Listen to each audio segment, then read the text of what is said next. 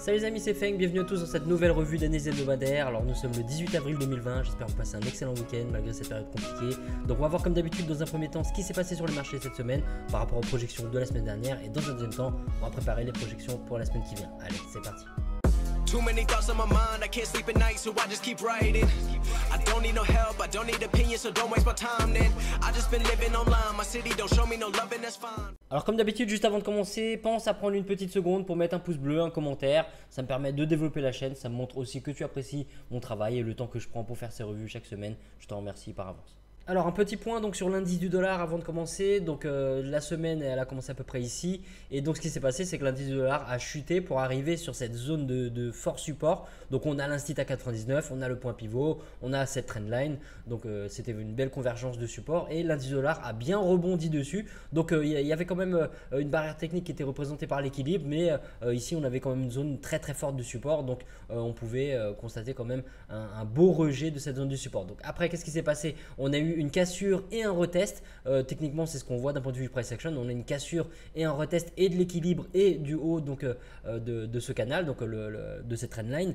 Cassure, retest et finalement donc une continuation de ce décollage. Et l'indice de dollar donc sur la fin de la semaine bute par deux fois sur l'instit descend.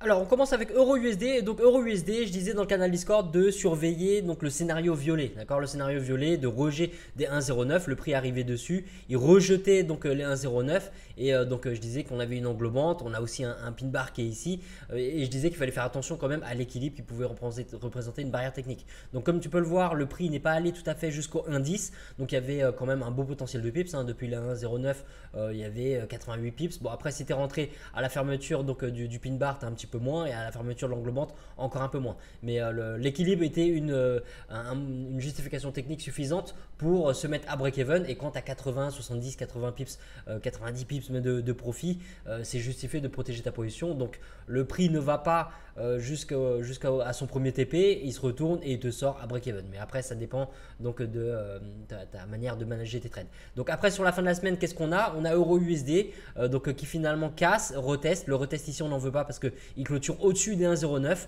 Nous le scénario rouge on veut trader cette zone de valeur à la vente, donc on ne veut pas vendre juste au-dessus de la zone de valeur. Par contre le retest comme tu peux le voir il arrive par la suite et donc on a une cassure qui est ici qui est largement suffisante, hein. On a plus de 25 pips, la cassure ici était aussi suffisante et derrière on a le retest ici avec ces pin bars qui sont là.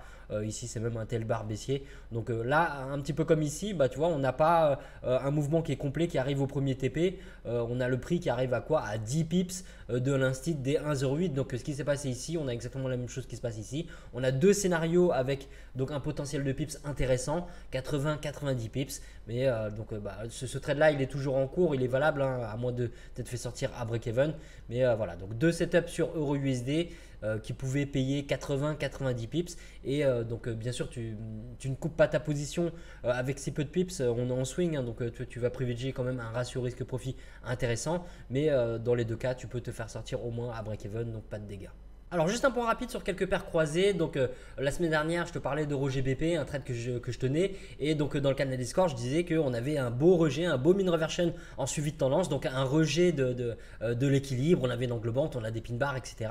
Et donc ça c'est un trade que je tenais depuis les 88-13 et donc la semaine dernière je te disais voilà on verra comment le trade va évoluer, le setup en tout cas il est valable et donc comme tu peux voir le trade donc il s'est très bien déroulé et celui-là je suis sorti aux alentours des 87-30. Donc après donc les différents rejets qu'on a eu là et donc voilà ça c'est un trade qui s'est très bien passé et donc si tu n'étais pas impliqué dans ce trade la semaine dernière et ben cette semaine donc le Euro GBP on a eu quoi? On a eu scénario rouge, on a une cassure, on a un retest, comme tu peux le voir il n'y a pas du tout de drawdown donc au-dessus des 87,50. Le retest il se fait ici, on a même une englobante qui est là et donc il n'y a pas énormément de profit, alors à moins que tu sois rentré en agressif ici, mais donc sinon il y a un petit peu de profit. Le trade pour l'instant il est valide, il ferme en dessous des 87, donc bon ça consolide, mais on verra aussi ça donc la semaine prochaine ce que ça donne. Donc voilà le setup de la semaine dernière qui paye donc 100 pips à peu près et donc le setup pour cette semaine qui est toujours en profit, on verra pour la semaine prochaine. Alors, un autre petit setup qu'on surveillait dans le groupe, donc je disais dans le Discord de surveiller les réactions du price action sur Euro AUD par rapport au 1,70. Donc le prix est arrivé sur les 1,70, on était à peu près donc le 13, le 14 donc quand j'en parlais dans le canal Discord, et le prix comme tu peux le voir, alors ça dépend des brokers, là comme tu peux le voir il y a peut-être 1 ou 2 pips d'écart par rapport à l'instit, mais on a quand même un beau pin bar et derrière on a une bougie qui englobe ce même pin bar, donc il y a un très très beau potentiel de pips derrière. Si tu ne prends pas ce signal là, tu as encore un signal ici avec l'inside bar qui est là, qui casse la bougie mère par le haut, donc il y a un beau potentiel de pips, hein, même si tu prends à la cassure de la bougie mère par le haut. Tu vois, il y a 250 pips sur Aura UD sur le scénario violet. Sinon, tu pouvais rentrer aussi sur le pin bar ou sur l'englobante qui est là. Et donc, on a un potentiel quand même de 270 pips. Donc, en agressif, ça fait encore plus. Comme tu peux le voir, il n'y a vraiment pas de drawdown. Le prix, il passe vraiment pas en dessous des 1,70. Mais en agressif, si sur ton broker, le prix, il n'a pas touché l'instit, tu n'as pas de raison de t'impliquer. Le seul cas où tu peux vraiment rentrer en agressif, c'est si tu as mis un ordre différé, que tu as prévu les 2-3 pips par rapport au spread et à ce moment-là, ton ordre a pu être activé. Mais sinon, il fallait surveiller donc les patterns du price action et il était possible d'attraper ce scénario-là. Donc après ça, sur la suite de la semaine, le prix il arrive sur 72,50. Donc on attend donc la réaction par rapport au scénario rouge et là c'est pas clair, le prix ferme au-dessus, il repasse en dessous, après il repasse au-dessus. On n'a pas vraiment de pattern pour attraper cette chute par la suite. Donc ça dépend de ton courtier, hein. Tu peux avoir eu des patterns à ce moment-là, peut-être même des inside bars, mais là en l'occurrence là on peut voir qu'il n'y a rien de clair, donc difficile d'attraper cette chute là. Mais la hausse qui était ici, c'était possible de l'attraper pour un potentiel d'à peu près 250 pips. Alors un autre petit setup donc qu'on surveillait dans le groupe, donc je disais dans le canal Discord qu'on avait un beau mean reversion qui était en train de payer, donc un beau rejet de l'équilibre. Le setup il est très très propre, donc la zone de résistance elle est très claire, hein. On a l'équilibre, on a l'instit des 119 qui a été déjà travaillé par 2 fois, on a le point pivot et on a le bloc de contrat. Donc là c'était vraiment très très clair, hein. On a le beau pin bar qui est ici et derrière on a des inside bars et puis cassure de la bougie mère par le bas, donc il y a vraiment tous les signaux d'un point de vue du price action pour attraper ce setup. Mais il fallait attraper donc les rejets par rapport à la semaine dernière ou cette semaine par rapport à la cassure de la bougie mère par le bas. Il était possible donc d'attraper dès l'ouverture du marché. Il fallait être très attentif, très vif par rapport à ce signal là, mais il était possible d'attraper donc un potentiel. Alors je vois même à la cassure de la bougie mère par le bas, on a quand même un potentiel de 182 pips. Donc ça c'est le seul signal qu'on avait vraiment sur OGPY parce que par la suite donc bon, on n'a pas de rejet pour un scénario violet. La cassure on l'a ici mais on n'a pas de retest. En plus on est en plein dans le bloc de contrat haussier, donc il fallait se méfier. Derrière on a la cassure ici, on a le retest, mais d'un point de vue des patterns, donc c'est pas très clair. Donc là ça dépend de ton broker une fois de plus. Tu as peut-être eu des patterns qui étaient clairs et à ce moment là tu pouvais attraper le setup, mais là sur le graphique vraiment la seule entrée qui était possible, le setup est beau mais l'entrée c'était vraiment la cassure de la bougie mère par le bas ou donc tenir depuis la semaine dernière par exemple à la clôture de ce pin bar. Alors GBP/USD cette semaine, donc je disais dans le canal Discord qu'on avait le scénario vert avec une cassure, retest et une englobante. Donc tu vois, il y avait un beau potentiel de pips avant que le prix se retourne. Et si tu rentres en agressif, au niveau du retest sur les 1,25, il y a un potentiel d'à peu près 150 pips. Et donc si tu rentres par rapport à l'englobante, là on a à peu près 98 pips. Donc le scénario vert qui paye. Moi personnellement celui-là je l'avais attrapé la semaine dernière au niveau fin de semaine dernière sur les 24,60 à peu près. On avait eu de la cassure, le retest ici, on avait la clôture au-dessus de l'équilibre. Alors c'est un peu compliqué parce qu'on était quand même proche de cette zone de valeur, mais on a ce qu'on appelle ici un build-up. Un build-up c'est une accumulation au niveau d'une résistance ou bien au niveau d'un support, hein, mais là en l'occurrence donc au niveau d'une résistance. Et ce que ça signifie donc quand on a une accumulation comme ça au niveau d'une résistance, c'est que la probabilité c'est que la résistance casse. Pourquoi? Parce que ça veut dire techniquement que les acheteurs sont en train de payer un prix premium, et s'ils sont en train de payer un prix premium et qu'ils n'attendent pas que le prix retrace pour l'acheter et qu'ils continuent de l'acheter ici, que les vendeurs n'arrivent pas à prendre la main, et ben ça veut dire qu'il y a forcément qu'ils ont une idée derrière la tête, hein. Voilà, c'était une belle raison d'acheter, mais c'est vrai que ça ne correspond pas au setup que je montre par rapport aux différentes projections. Là c'est encore une autre pattern, cette pattern de build-up, et il y avait quand même le prix qui est clôturé au-dessus de l'équilibre, hein. Jusque là l'équilibre est rejeté, on a une cassure, on a un retest ici même si ça se passe sur deux bougies. Donc on a ce build-up qui arrive au-dessus de l'équilibre et non pas en dessous de l'équilibre. Donc tu vois, il y avait quand même plusieurs facteurs qui montraient que GBP/USD décoller, et donc, enfin que les probabilités allaient dans ce sens là en tout cas.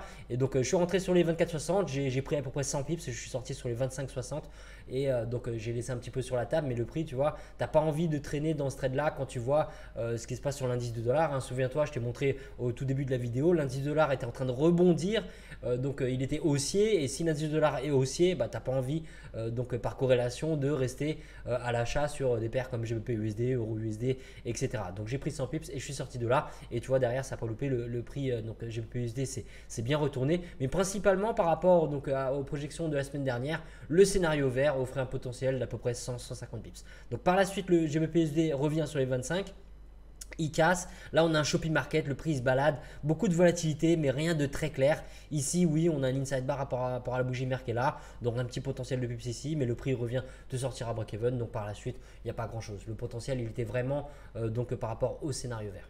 Alors juste un point donc sur un setup qu'on surveillait depuis la semaine dernière, je t'en ai parlé dans la revue de la semaine dernière, on avait GBP4 qui était en achat par rapport à un pin bar qui était ici. Souviens-toi, je te disais dans le canal Discord, je disais qu'on avait le scénario violet. Le scénario violet, c'est toujours un rejet à l'achat, et donc le rejet à l'achat sur le pin bar, je te disais que j'avais à peu près 100-150 pips de profit, et que je préférais donc maintenir la position quitte à me faire sortir à break-even, parce que je privilégiais mon ratio risque-profit. Et donc cette semaine, qu'est-ce qui s'est passé? GBP4 a continué d'aller dans le bon sens, ça aurait pu en être autrement, j'étais prêt à me faire sortir à break-even, mais j'étais rentré aux alentours des 73,09, et donc j'ai bien dit dans le canal Discord que j'ai préféré prendre mes 190 pips à l'arrivée sur le bloc de contrat, à l'arrivée sur les 75. Je suis sorti à peu près à 74, 98, 99, quelque chose comme ça. Donc comme tu peux le voir, j'ai laissé de l'argent sur la table, mais techniquement c'était justifié. Et quand tu prends un trade quasiment d'un stit à un stit, ton plan il est rempli, donc tu n'as pas à te focaliser sur ce que tu laisses sur la table. Donc ça c'est un beau trade qui paye, mais où il faut être patient, hein. Comme tu sais, on est en swing, donc en swing on peut maintenir des positions sur parfois plusieurs semaines. Parfois ça paye vite, parfois il faut vraiment attendre, et parfois on attend même longtemps pour finalement se faire sortir à break-even ou prendre une perte, hein. C'est comme ça. Mais donc le setup de la semaine dernière en tout cas, si tu l'as tenu celui-là depuis 72,50 ou depuis le pin bar, tu vois, il y avait quand même un potentiel monstrueux de 438 pips. Donc là-dessus, j'ai réussi à capter 190 pips. Et ce qui s'est passé derrière, c'est qu'on a eu cette cassure et ce retest. Donc si tu n'étais pas impliqué sur le setup de la semaine dernière, cette semaine, il y avait encore donc la cassure, le retest, scénario vert. Comme tu peux le voir, cassure ici, le retest ici. Et donc le prix, il ne va pas jusqu'à l'instit, mais on a un potentiel d'à peu près, donc à partir de l'instit en agressif, on a 202 pips. Mais si tu rentres par exemple, tout dépend des patterns de ton broker, mais là on a cette espèce de pin bar, donc on a à peu près 160 pips de potentiel de profit. Donc voilà, GBP4 de la semaine dernière qui paye donc fortement, hein, 430 pips de potentiel, mais largement de quoi prendre 200 pips, et c'est justifié de sortir parce que d'un point de vue technique, il y avait quand même de belles barrières, hein, entre ce haut de cette trendline, le bloc de contrat et l'instit à 75. Ne regrette pas si tu es sorti avec tes 200 pips et que tu as laissé ça sur la table. Alors encore un petit setup qu'on surveillait dans le groupe, donc dans le canal Discord, je disais à peu près à ce moment-là qu'on avait le scénario qui était en cours, mais je disais qu'on avait donc des patterns qui étaient quand même contradictoires, donc il fallait soit réduire son exposition, soit rester à l'écart. Donc le setup scénario vert, comme tu peux le voir, il paye bien, on a des patterns qui sont clairs, hein, sur l'instit. Avant le décollage, on a quand même donc ce pin bar, on a une englobante qui est ici, donc à ce moment-là, même si tu réduis ton exposition, ça peut être une bonne solution d'entrée. Si on regarde les trois bougies qui sont là, on a donc un Morningstar, on a une étoile du matin. Donc tu vois, le scénario vert, il se réalise parfaitement.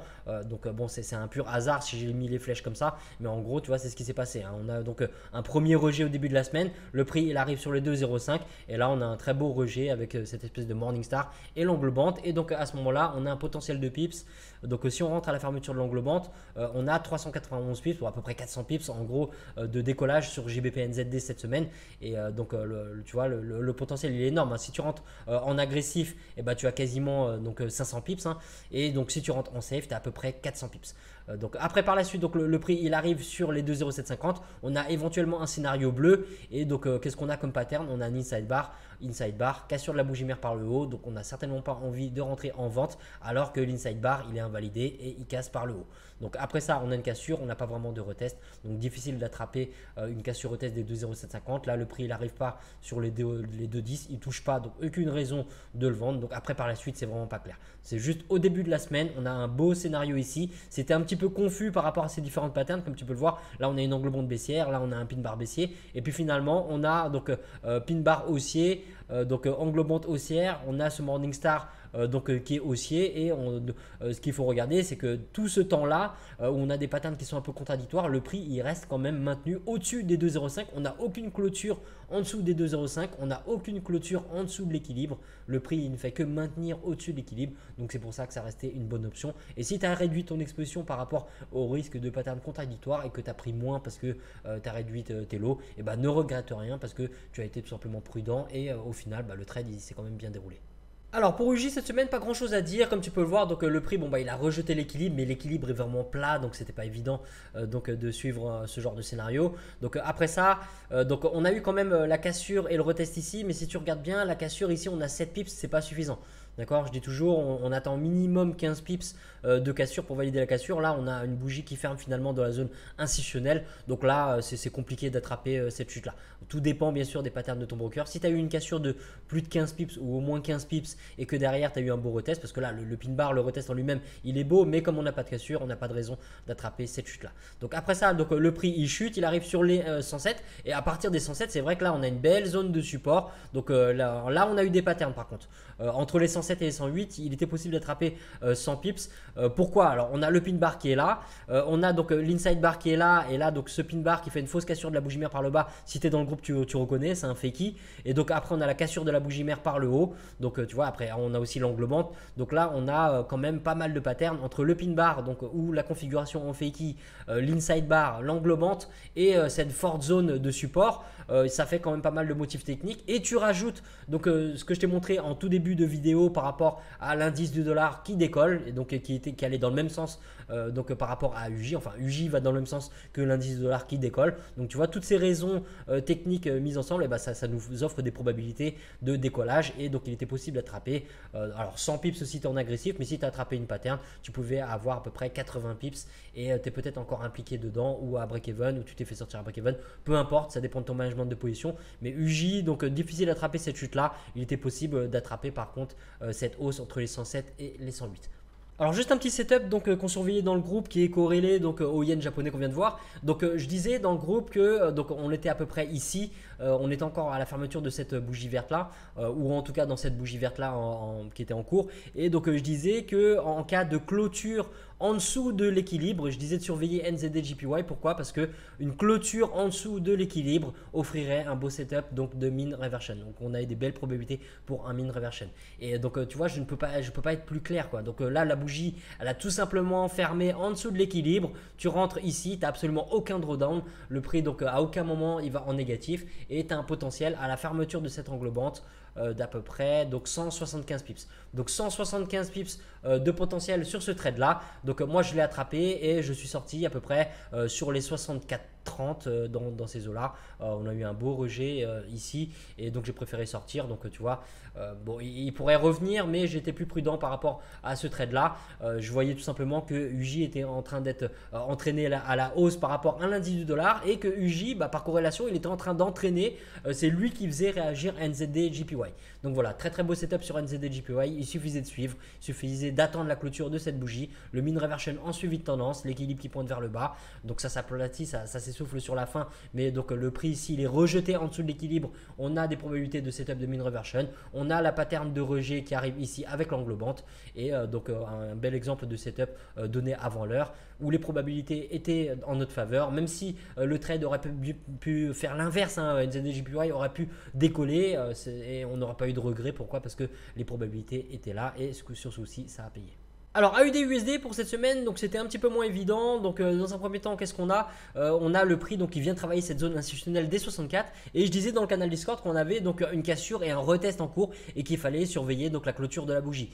Donc la clôture de la bougie, ça fermait en dessous, donc automatiquement on ne rentre pas. Et derrière, qu'est-ce qui s'est passé? Le prix est revenu et c'est là où moi je suis rentré en achat et j'ai pris une petite perte, j'ai perdu 60 pips là-dessus, sur un setup qui était valable. Donc si tu as pris AUD/USD à l'achat, le setup il était complètement valable, d'accord? Il n'y a absolument rien à regretter. On a donc même ces inside bars qui sont là avec donc une fausse cassure de la bougie mère par le bas et finalement une cassure de la bougie mère par le haut. Et donc tu vois, le setup il était complètement valable et ça n'a pas empêché que le prix il s'est retourné et il a invalidé le trade. Donc un setup perdant donc sur le scénario sur le scénario vert. Après par la suite donc le scénario bleu, si tu veux, il fallait avoir une raison de rentrer, hein. Si tu n'as pas une pattern claire, un pin bar ou autre, tu n'as pas de raison de t'impliquer sur ce trade là. Donc à moins d'être rentré en agressif ici quand ça a touché et d'avoir maintenu tout ce temps là ta position avec un stop au-dessus des 50, donc intraday ici, et donc tu as eu chaud mais derrière ça te paye, mis à part l'entrée en agressif ici, comme tu peux le voir en safe derrière on n'a pas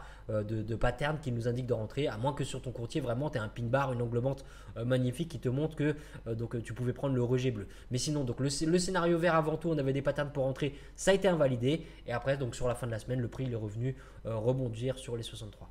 Alors NZD-USD, donc c'était un peu comme AUD-USD, donc je disais dans le groupe qu'on avait à peu près la même configuration, on avait une cassure, on attendait le retest et finalement donc le retest, si tu veux, il n'est pas arrivé, contrairement à AUD-USD qui cassait toute cette zone de consolidation par le haut, qui cassait le niveau de cassure, et là donc on n'a pas eu de retest, hein, la bougie est fermée en dessous et finalement comme tu peux le voir, on a un signal qui est inverse. Donc là tu vois, contrairement à AUD-USD, on a le signal d'entrée par rapport au scénario bleu, on a l'englobante qui est ici et le risque c'était quoi? C'était toutes ces barrières techniques, on a la trendline qui est là, on a l'équilibre, donc ça pouvait être une raison pour rester à l'écart et ne pas s'impliquer sur ce trade. Mais si tu es rentré sur l'englobante qui est ici, comme tu peux le voir, tu avais un beau potentiel de pips, hein.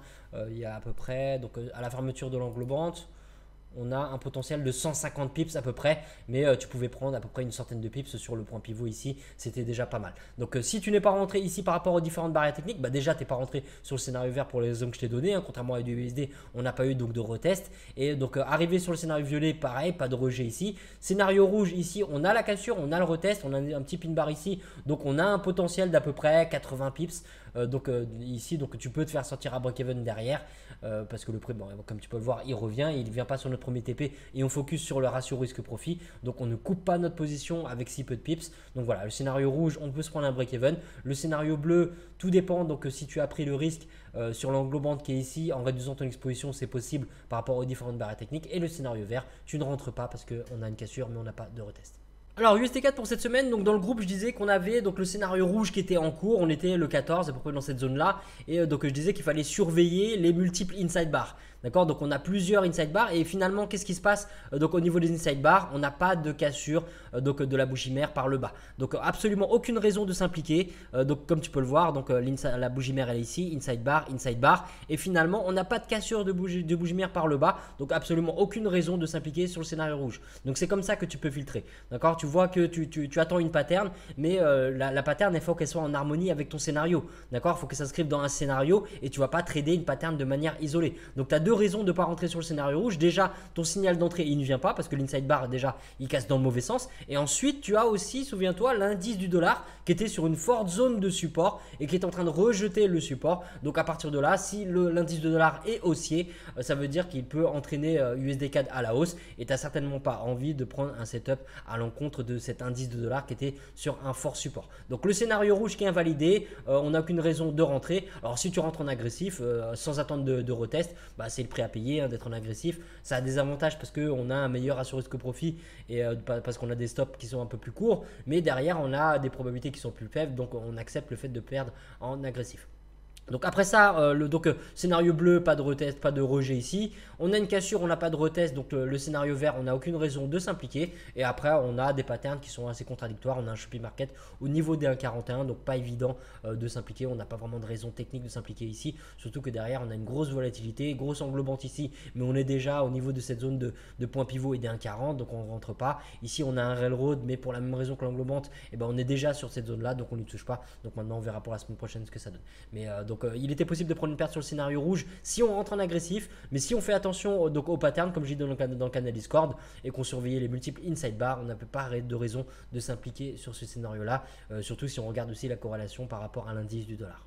Alors encore un petit setup corrélé à USD4 qu'on surveillait dans le groupe. Donc cette semaine dans le groupe sur le Discord je disais qu'on avait donc un maintien d'NZD4 en dessous des 85 et je disais qu'on avait aussi une cassure de la bougie mère par le bas. Donc tu vois l'inside bar c'est celle qui est là et non pardon, la bougie mère elle est là et tous les inside bars sont là et on a une cassure de la bougie mère par le bas. Donc après par la suite bien sûr il faut être patient parce que le prix il revient, il travaille encore une fois les 85. Alors je disais juste qu'il fallait faire attention par rapport aux différentes barrières techniques qu'il y avait en chemin. Soit tu réduis ton exposition, soit tu te tiens à l'écart parce qu'on a la trendline et on a l'équilibre. Mais tu vois, le setup il était propre. On avait une pattern de cassure de la bougie mère par le bas. On a donc le rejet constant des 85 avec aucune clôture de bougie au-dessus des 85. Et le setup il payait. Alors entre les 85 et 84, on a à peu près 100 pips. Maintenant, si on regarde de plus près la cassure de la bougie mère qui est ici, on a un potentiel d'à peu près 87 pips. Donc c'est pas énorme, mais bon, c'est pas non plus une paire qui nous habitue à beaucoup de volatilité. Donc voilà, le setup en tout cas, il était propre. Un beau rejet des 85, c'était justifié techniquement. Il fallait juste faire attention aux différentes barrières techniques. Alors sur la fin de la semaine quand même, j'ai oublié sur NZD4, on a le scénario violet qui arrive. Alors ici bien sûr c'est pas clair, là l'englobante elle est un peu trop grande. Mais sur la fin ici on a donc ce tel bar haussier. Et si tu regardes bien ces trois bougies là, ça ressemble quand même pas mal à un Morningstar. Donc on a de beaux indices de rejet ici. Et une fois de plus ça dépend des patterns que tu as eu sur ton broker. Selon les patterns que tu as eu, tu as pu avoir un rejet des 84. Mais tu vois comme sur les 85 ici, on n'a eu aucune clôture de bougie en dessous des 84. On a eu donc le prix qui est venu travailler ce point pivot à un moment donné et finalement donc on a un potentiel depuis les 84 jusqu'au 85 de 100 pips voire à peu près 80 pips quand tu rentres à la fermeture de ce tel bar haussier. Donc le scénario rouge qui paye à peu près 80-100 pips et le scénario violet qui paye encore 80-100 pips. Alors USD s'achève, donc au début de la semaine on n'a pas grand chose et donc le prix il chute et là il arrive sur l'instit des 96. On a le scénario violet et là comme tu peux le voir on a non seulement des patterns, on a l'inside bar qui est là qui casse la bougie mère par le haut, on a l'englobante qui est ici, donc on a une très belle pattern de rejet des 96. C'est en harmonie avec l'indice du dollar qui était sur un fort support et qui est en train de rejeter le support, souviens-toi l'instit des 99 et le point pivot mensuel, donc ça allait dans le même sens que l'indice du dollar et ça n'a pas loupé, tu vois on a un potentiel. Alors on a 100 pips des 96 à 97, mais sinon tu vois il y a eu un décollage d'à peu près 123 pips sur USD CHF cette semaine. Donc si tu as été patient et que tu as attendu ici, donc tu as pu avoir des patterns de rejet, c'était en harmonie avec l'indice du dollar. Donc il y avait un beau setup pour plus de 100 pips avec absolument aucun drawdown, tu vois, à aucun moment le prix il ferme en dessous des 96. Donc après ça le prix il arrive sur le scénario bleu, on n'a pas de pattern, on a un rejet brutal. Donc là si tu es rentré en agressif, tu avais un beau potentiel, mais possible que tu te sois fait sortir à break-even derrière. Ensuite le prix revient encore pour un scénario bleu. On a donc un pin bar ici, inside bar là. Pas de cassure de la bougie mère par le bas. La bougie mère est quand même un petit peu grande. Donc pas de raison de rentrer dans ce trade là. Et la semaine est clôture sur une grosse englobante baissière. Donc on verra. Bon, ça peut être aussi la prolongation de cette trendline là qui agit en tant que barrière technique. Donc on verra pour la semaine prochaine ce que ça donne. Mais cette semaine sur USD CHF principalement c'était ce beau décollage des 96 pour à peu près 100-120 pips en harmonie avec le décollage de l'indice du dollar. Alors euro USD pour cette semaine, donc pour l'instant qu'est-ce qu'on a? On a un beau rejet de l'équilibre, on a la création de ce bloc de contrat et le prix il casse, il reteste les 1,09. Donc pour l'instant c'est baissier, hein, on est en harmonie avec ce mean reversion en suivi de tendance. Donc si tu es impliqué sur la cassure et le retest qui est là, bien sûr fais confiance à ton setup. Et si tu n'es pas impliqué, tu peux attendre tout simplement des nouvelles patterns de rejet des 1,09. Alors en cas de cassure retest scénario vert, fais attention parce que là on va à l'encontre du mean reversion en suivi de tendance. On a l'équilibre qui peut te servir de barrière technique en chemin et on n'a pas par rapport à cette contre-tendance, on n'a pas de surextension du prix. D'accord, donc fais attention avec le scénario vert, rentre uniquement si tu as des patterns très clairs de rejet après un retest au niveau des 1,09 et tu peux aussi réduire ton exposition. Et si le prix arrive sur les 1,08, on va surveiller tout simplement pour un éventuel retour à l'équilibre par rapport à des rejets qu'on avait déjà eu précédemment ou bien tout simplement une cassure retest pour une continuation de ce mean reversion en suivi de tendance. Alors GBP USD, donc on est de retour sur le gros instit des 1,25, c'est pas très clair pour l'instant. Comme tu peux le voir, l'équilibre maintenant il est complètement plat. On a une belle cassure retest la semaine dernière, mais finalement le prix réintègre ce range en dessous de 1,25 entre l'équilibre et les 1,25. Donc l'équilibre rejette, mais on a aussi les 1,25 qui rejette. Donc tu vois, on a un petit peu une zone de consolidation ici. Donc on va surveiller les patterns du price action. D'accord, à l'ouverture du marché, on va voir déjà comment le prix réagit sur les 1,25. Il clôture avec deux beaux pin bars ici. On a une englobante ici, c'est un railroad aussi. On a cette inside bar qui casse la bougie mère par le haut. Donc pour l'instant, tu vois, on a pas mal de rejets de l'équilibre maintenant à la hausse. Donc on a des probabilités de hausse. Maintenant, on peut attendre aussi donc plusieurs patterns, d'autres patterns de confirmation pour avoir donc plus de probabilités. On risque de voir le prix partir sans nous, mais c'est pas grave parce qu'on veut quand même trader les meilleurs setups et on veut être exigeant par rapport donc à nos setups. Donc on surveille les patterns de price action au niveau des 1,25. Si le prix finalement repasse en dessous des 1,25 et maintient avec des patterns en dessous des 1,25, méfie-toi de cet équilibre. D'accord. Rappelle-toi que tu serais encore dans ce range entre l'équilibre et les 1,25. Et donc à part les 1,25, si on n'a vraiment rien de clair, on va surveiller les 1,26 et les 1,24. Et quand je dis les 1,26 ou les 1,24, ça peut être aussi en cassure retest, d'accord, ou donc que ce soit à l'achat ou à la vente. Alors UJ pour cette semaine, c'est un peu comme GBP USD, c'est pas très clair, on a un équilibre qui est complètement plat. Donc quand l'équilibre est plat comme ça veut dire qu'on n'a pas de tendance clairement définie et qu'en gros on est en consolidation. Et on la voit la consolidation, on a un bas de range qui est ici, on a un haut de range qui est ici. Et donc là pour l'instant on a un rejet du bas du range. Donc la probabilité c'est bien sûr un décollage pour aller chercher le haut du range. Mais bien sûr tout peut arriver à tout moment, c'est pour ça qu'on surveille quand même l'indice du dollar qui peut avoir une bonne influence sur UJ. Donc cette semaine on surveille alors dans un premier temps les patterns price action sur les 107,50, ça pourrait nous donner un indice, mais sinon on surveille au-dessus les 108 et en dessous les 107. Alors en cas de scénario rouge, cassure retest, bien sûr, fais attention à ce point pivot mensuel, de préférence attends une clôture en dessous du point pivot ou réduis ton exposition.